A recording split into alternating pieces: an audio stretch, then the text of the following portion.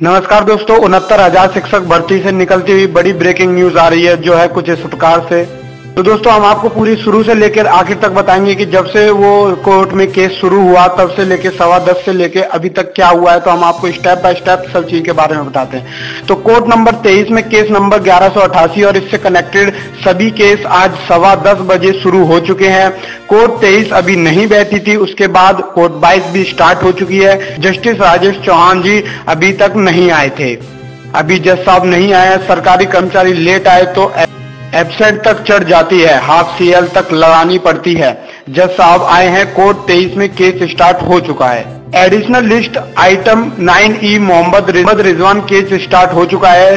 TET pass और 69,000 passing marks पर बहस हो रही है। 33 मिनट से चंद्रा जी बोल रहे हैं। चंद्रा जी के सबमिशन के बाद हमारे अधिवक्ता बोलने के लिए पोजीशन के लिए हुए। काउंटर का फेरा 23 को अडॉप्ट करते हुए तेज प्रकाश पाठक को कोर्ट में रखने की तैयारी। पेपर सरल था, इसलिए गुणवत्ता कायम रखने के लिए 60-65 किया गया, ये कहना है सरकारी वकील का। सोनल देवी अनूप कुमार की केस की कॉपी सबमिट, जिसमें सरकार से रूल 21A के तहत कट ऑफ डिक्लेयर करने की मांग हुआ था। अंतिम दौर चल रहा है इस केस का। आरटीआई, एसीटी, एनसीटीई, एससी के ऑर्डर के फेरे 31 को लेकर जज साहब को समझा रहे हैं। सोनल देवी और अनूप केस की कॉपी सबमिट हो गई है, जिसमें सरकार को रूल 21A के अनुसार कट ऑफ डिक्लेयर करने की मांग की गई थी।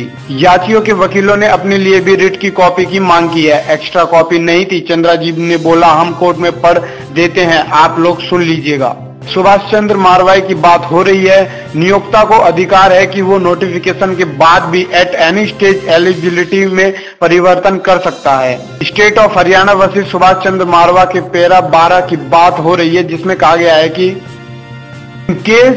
in a case where appointments are made by selection from a number of eligible candidates, it is open to government with a view to maintain high standards of competence to fix a score which is much higher than one required for eligibility। Prakash Pathak case court में रखा गया। Senior council Anil Tiwari ji position में आए। Chandra sir लगातार पौने 2 घंटे से बोलते हुए, उनके रुकते ही तिवारी सर जी इंटरवन करेंगे। फिर हुआ शुरू। तिवारी जी का बोलना भी जरूरी है। 60 मिनट तो कम से कम होना ही चाहिए। रिक्वेस्ट करेंगे कि लॉन्च के बाद रख लें। गरीबों के बच्चों को अच्छे शिक्षक मिलने का प्रश्न है, निराश ना हो, 20 मिनट शेष हैं। चंद्रा जी बस फिनिश करने वाले हैं। कुलभूषण मिश्रा का ऑर्डर पढ़ रहे हैं, जिसमें 12 अंक अंत में देने की बात है। मतलब पहले वाली परीक्षा की स्टेज से गुजरना ही होगा, उसके बाद 12 अंक मिलेगा। NDOH कट ऑफ मैटर में आज की सुनवाई पूर्ण, अब कल होगी सुनवाई। तो हाँ दोस्तों, अब आज की पूरी कोर्ट की सुनवाई पूरी हो चुकी है कट ऑफ मैटर के रिलेटेड, और जो बची हुई सुनवाई है वो अब कल होगी। तो अब देखते हैं हम कल क्या होता है। तो आप कल की न्यूज के लिए हमारे चैनल को अभी सब्सक्राइब कर लीजिए।